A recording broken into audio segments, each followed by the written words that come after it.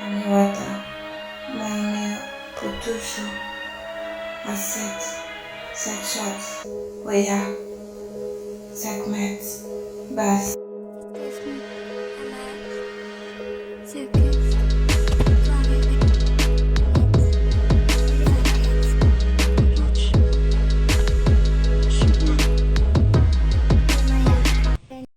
Belle bonjour, bienvenue sur ma chaîne Nefernet 777, la chaîne de Nubia Meria. J'ai plein de secrets à partager. Abonnez-vous.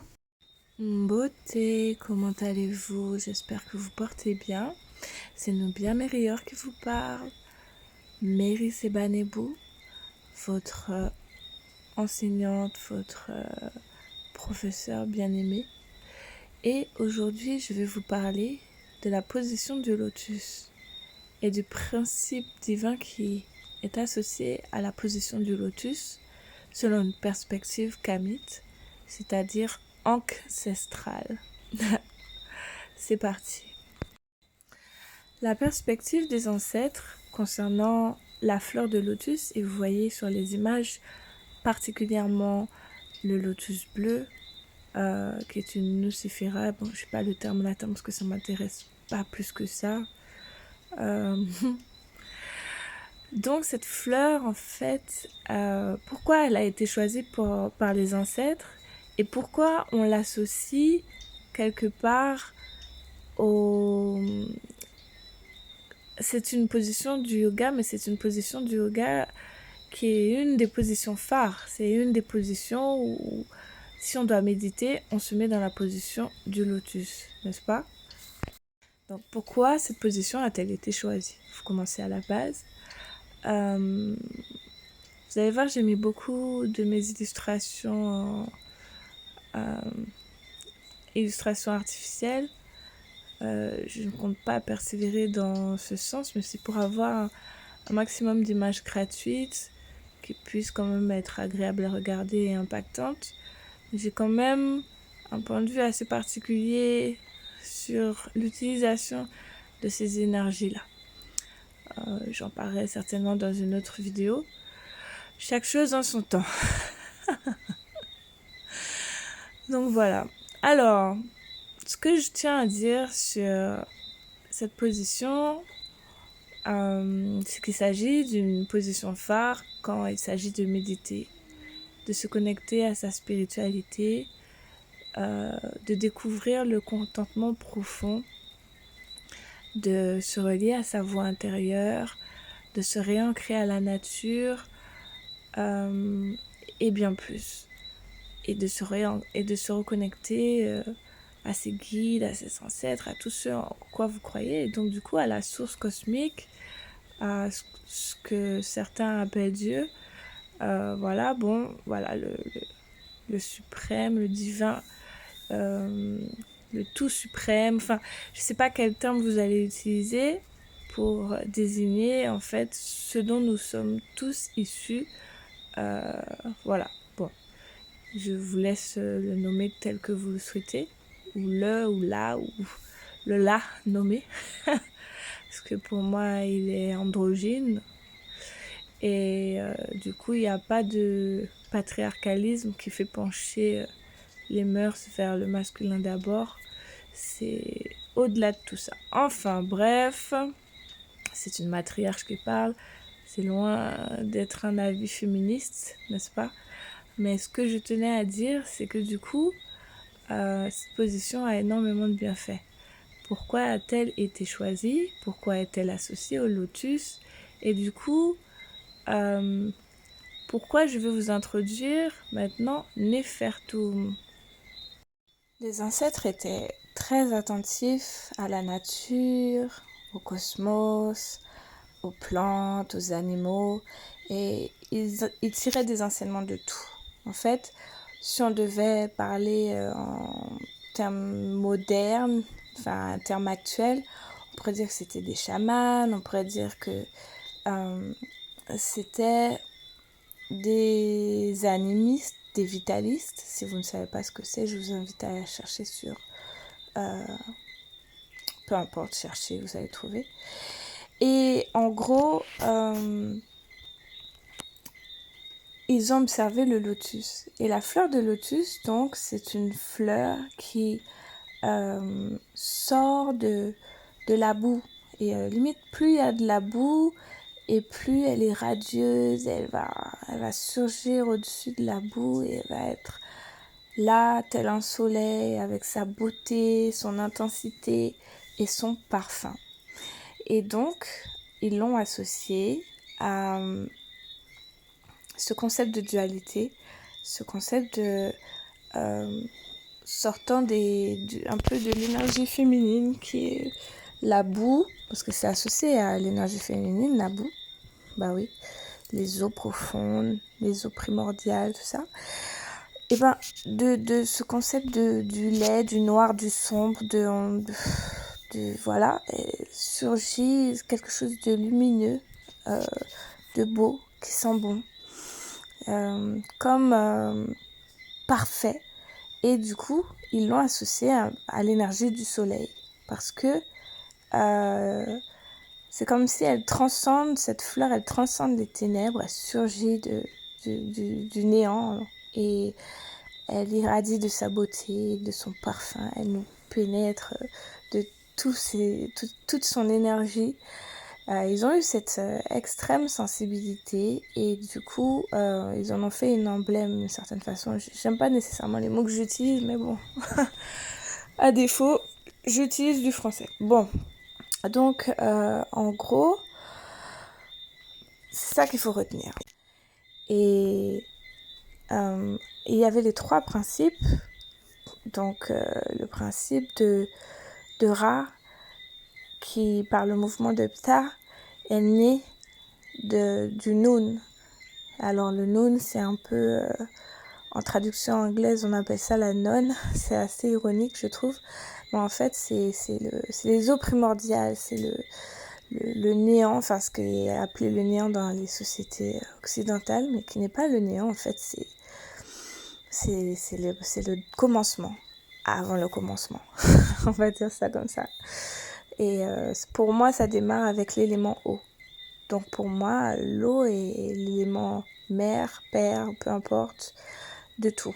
Voilà, c'est selon mon interprétation des cosmogonies que j'ai pu lire, particulièrement de Kama ou de Tameri, c'est-à-dire la terre bien-aimée, en médonétaire, ou alors que vous appelez pour certains hiéroglyphes.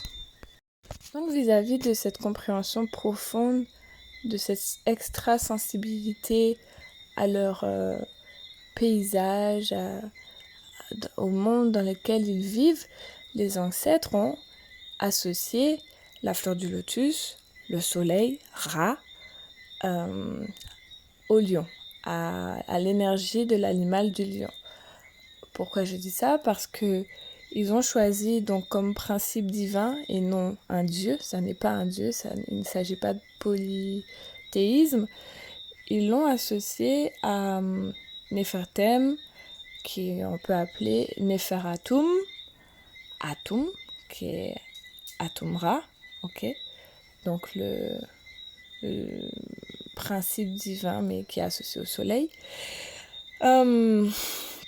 et qui est une forme d'Héru, qui est un aspect de ce qu'on appelle le dieu solaire, qui est un aspect du créateur, qui est un aspect du principe de lumière qui naît, qui surgit des entrailles de la mort, des ténèbres, des eaux profondes, donc qui incarne le principe masculin qui naît du principe féminin. Et dans cette association triptyque, donc du lotus qui émane de l'océan primitif, d'une matière informe et non identifiée, voilà. Nefertem signifie, lui, le bel achèvement, l'aboutissement de toute chose qui existe au soi, à la conscience, à l'esprit. Donc, Nefertum, Neferatum, Nefertem, différentes façons de prononcer les médonétaires, signifie vraiment la beauté, le concept d'accomplissement parfait, ce concept de perfection. Et aussi, lie son énergie à la jeunesse, puisqu'il est le soleil naissant. Et on associe aussi l'énergie de Néfertum donc au soleil du matin qui engendre la naissance de la vie dans le monde jusqu'à l'aube, mais au parfum distingué, délicat.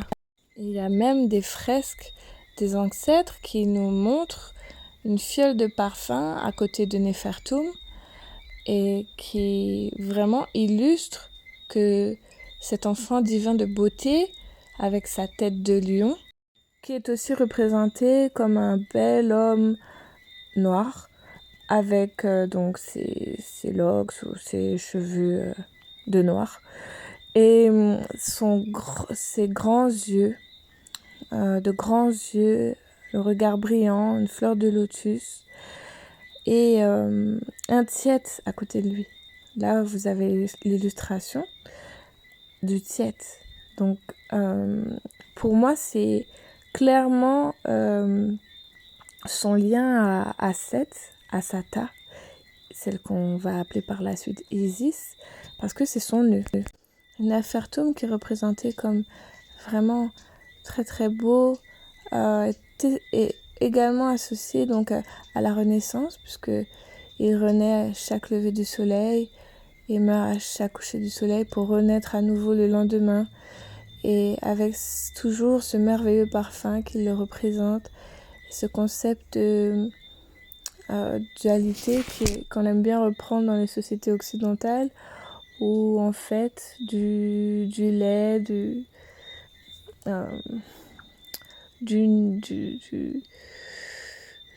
boueux, du visqueux naît le lumineux, le beau, que du coup en fait on transcende une réalité pour être comme la fleur du lotus. Donc voilà, il y a un aspect qu'on ne connaît pas parce que c'est aussi un dieu de la guérison, enfin j'ai employé le terme dieu, mais non, un hétéro de la guérison.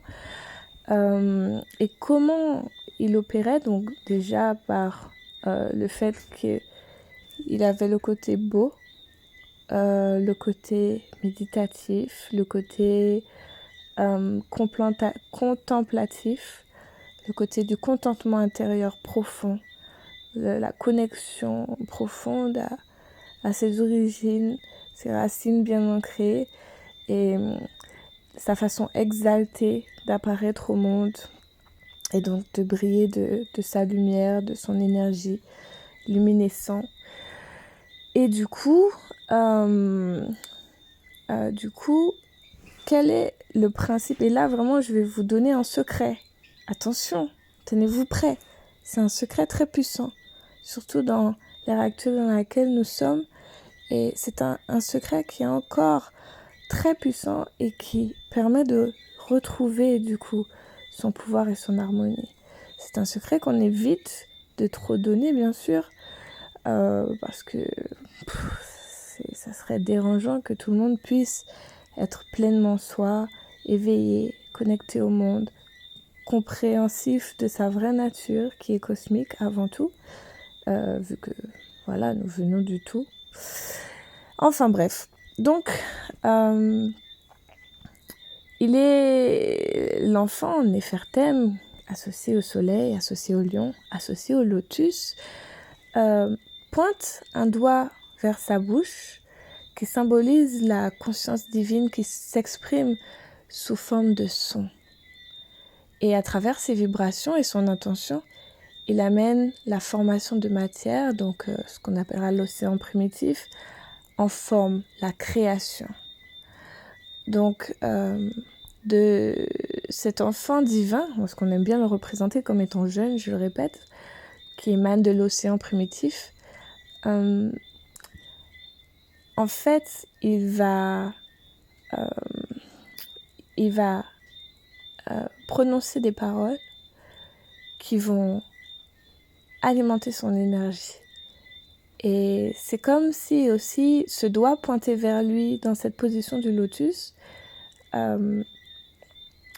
est une preuve qu'il sait qu'il est cette énergie divine, qu'en fait il n'est pas une goutte d'eau il est l'océan tout entier. En fait, c'est là où en fait on retrouve vraiment son pouvoir quand on comprend que nous sommes le tout, puisque nous faisons partie du tout, et que le tout est en nous, et que le tout est autour de nous, et qu'en gros, cette position-là d'être donc dans le détachement, dans la maîtrise de l'esprit et d'amener cette énergie divine à soi, c'est reconnaître c'est reconnaître en fait que l'on fait partie de la création, que nous sommes la création et que nous sommes co-créateurs, si c'est pas trop difficile. Donc en fait, il va prononcer le écart. Eka, que aussi ou le écho, il va faire écho sur lui-même. Parce que en fait, le concept de écho, c'est ce qui correspond à l'âme, la force vitale, et c'est cette énergie du mot qui va alimenter notre énergie vitale. Et alors, je vous ai parlé du tiet à côté duquel il était placé, n'est-ce pas? Ben, ce tiet, donc, qui a, pour moi, me ramène irrémédiablement à l'énergie d'Asset. Irrémédiablement. Oh là là là là, les mots. Enfin, bref. Asset, Asata, Aïssatou. Alors, j'ai appris de Thomas, j'oublie son nom de famille, mais dont j'ai besoin d'acheter les livres. J'aimerais avoir toute la collection, j'aimerais étudier tout ça parce qu'il est au Burkina Faso. Je suis ses vidéos et sincèrement, il est enrichissant. Donc, Asset, elle a aussi été appelée pour l'un de ses nombreux noms, Weret Echo. Donc, Weret Echo, parce que Echo, en fait, c'est les mots magiques. C'est la magie à travers les mots. C'est le principe divin de manifestation de la magie par l'âme, par les mots qu'on prononce. Et aujourd'hui, pour ceux et celles qui le savent, les mots que vous prononcez vous affectent ou influent particulièrement sur vous. Donc, je ne sais pas si vous êtes au courant, mais j'ai écrit un livre avec plus de 444 affirmations positives. Je vous invite à vous l'offrir. Je pense qu'il pourrait vous faire du bien si vous manquiez d'imagination ou que vous souhaiteriez juste être très inspiré, parce que ça a été mon cas pour l'écrire. Et du coup, les mots que vous allez prononcer influent sur vous, sur votre réalité. Et ça, c'est un aspect qu'on ne connaît pas nécessairement dans la pratique du yoga des ancêtres. Donc, certes, il y a cet état méditatif, mais il y avait cet état méditatif beaucoup plus actif où pour rentrer dans une sorte de transe, dans une sorte d'euphorie, de contentement, il y avait tous ces mots, cette répétition de vibrations qui amène à se connecter à la perfection de soi, à la perfection divine. Et donc, il s'agit de vous envoyer des énergies très puissantes, avec des mots vibrants, avec des mots revitalisants, et du coup, qui permettraient en fait de vous reconnecter, de vous divinifier, et de vous bonifier comme le vin, comme certains aiment des expressions qui les rassurent, plus rassurantes, culturellement parlant. Et voilà. Bon, alors du coup, je crois que c'est l'aspect que je voulais vraiment évoquer avec vous. Et par rapport à ça, comme je le donne comme conseil dans mon livre, je pense que vous pourriez apprendre à pratiquer, de vous mettre dans la position du lotus ou tout simplement assis ou assise de préférence, si ça peut vous aider, parce que il y a des personnes qui sont hypersensibles, si vous n'êtes pas dans la nature, qu'il y a des bruits qui parasitent autour de vous, n'hésitez pas à mettre une musique agréable. Voilà, une musique qui vous détende, n'est-ce pas? Une musique avec la bonne fréquence. Donc il y a des vidéos qui parlent des fréquences de la musique. Je vous invite à vous pencher sur la question. Et peut-être que dans un premier temps, vraiment amener une respiration profonde, fermez les yeux, détendez-vous. Il faut que vous sentiez à l'aise. Si vous sentez que votre esprit est agité, vous pouvez donc utiliser l'énergie du Om. Il y a beaucoup de cultures qui utilisent l'énergie du Om. Et en fait, ça peut être Am, ça peut être En fait, une vibration où en fait vous pouvez vous entendre résonner à travers vous.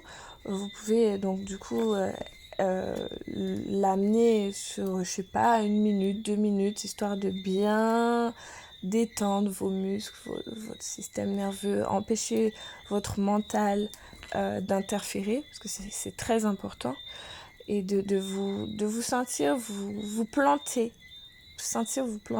voilà. Et du coup, moi, dans ma pratique du lotus selon la culture des ancêtres, je nomme les principes divins, les Necheret et les Necheru, avec lesquels je résonne, voilà, ou qui me viennent en tête, parce qu'il y en a énormément. J'ai d'ailleurs à ce propos créé avec un Africain du continent un livre de coloriage sur les Necheret qui aborde les principes divins féminins et les archétypes cosmiques kamites, afin que vous puissiez vous les découvrir et puis les faire découvrir à vos enfants et avoir un côté ludique. Donc là encore, je vous invite à vous l'offrir. Et voilà, donc moi c'est ce que je fais, c'est pour m'entourer de leurs énergies, de me connecter avec eux. Et ensuite, eh ben, laissez-vous aller en fait, laissez-vous voyager. Vous pouvez en fait tout ressentir. Et si vous n'y arrivez pas, alors l'exercice que je vous conseille, c'est de pointer votre doigt vers vous. Ou alors d'avoir un miroir devant vous. Si vous vous sentez bête, pourquoi pas. Ça peut arriver, je sais pas pourquoi, parce que l'idée, c'est juste perdre tous les fondements paralysants que la société nous a impulsés, et puis juste de se reconnecter à soi, à sa source intérieure. Donc normalement, il n'y a pas ce genre de code, de lourdeur, de protocole, ça n'a plus d'importance. On est dans l'énergie profonde et mystérieuse de l'océan, n'est-ce pas? Et bref, sentez-vous comme étant dans de l'eau, pourquoi pas. Et puis, regardez-vous si vous êtes devant un miroir ou si vous êtes dans la nature, vibrez vraiment avec le vent, avec l'herbe qui touche votre corps. D'ailleurs, également, c'est toujours meilleur de méditer en pleine nature, dans les conditions qui vous correspondent, que vous vous sentez capable d'apprécier. Et ensuite, prononcer des affirmations positives, un maximum d'affirmations positives, et de retenter l'exercice encore et encore. Et puis, prolongez-le de mieux en mieux, de plus en plus, avec beaucoup plus de plaisir. Ça viendra naturellement avec la pratique, puisque on ne va pas pouvoir le faire d'un coup quand ça n'a pas été fait depuis des années.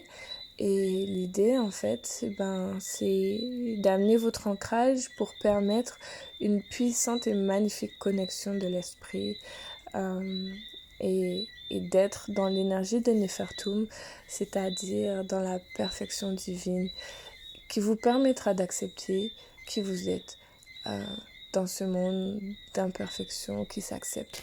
Voilà, prenez précieusement soin de vous. J'espère que je vous aurai appris plein de choses. C'était Mary Sebanebou, votre professeur bien-aimé, n'est-ce pas?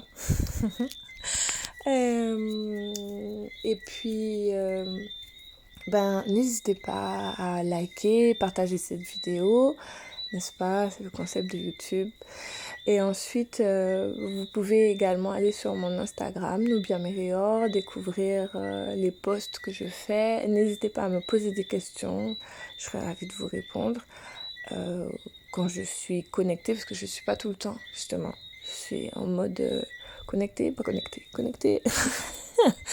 Bref, et puis, voilà, écoutez, dites-moi quel sujet de vidéo vous intéresse. De toute manière, je compte parler bien plus du yoga égyptien, parce que j'étais censée donner un cours, et puis ça n'a pas pu se faire, parce que on ne voulait pas trop, je pense. Sinon, je ne me serais pas retrouvée dans la position dans laquelle je me suis trouvée, qui était assez intéressante.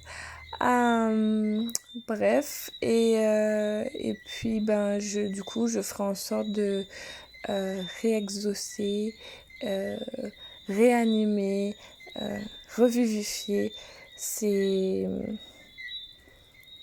aspects culturels de nos ancêtres. Donc voilà, à très très très bientôt. Uncle Jassé Jed, c'était Nubia Merior, à bientôt. Je savais, j'avais oublié quelque chose. L'association à l'énergie du lion. C'est pas par hasard, n'est-ce pas? Mais du coup, je ferai une autre vidéo. Et vous me direz si ça vous intéresse. Enfin, voilà, parce qu'il y a énormément de Nétérou, n'est-ce pas? Qui ont une tête du lion. Je sais pas si vous êtes au courant, mais je compte vous l'apprendre.